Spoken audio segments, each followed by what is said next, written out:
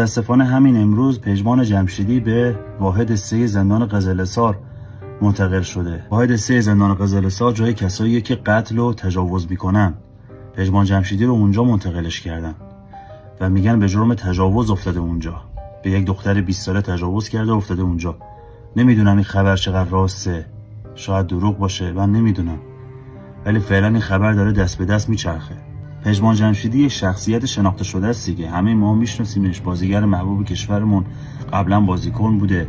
یه دختر 20 ساله گفته که پژمان جمشیدی به من تجاوز کرده، به زور به من تعرض کرده و فلان و اینجور داستانا، و بازپرس پرونده هم واسه پژمان زندان بریده. واسه پرونده گفته تا زمان دادگاه ایشون باید توی زندان بمونه، ولی هنوز حکم قطعی صادر نشده، ممکنه بعدها از زندان آزاد بشه. امیدوارم که دروغ باشه و فکر نمی کنم پژمان همچین آدمی باشه. امیدوارم که دروغ باشه و پژمان جمشیدی زودتر از زندان بیاد بیرون.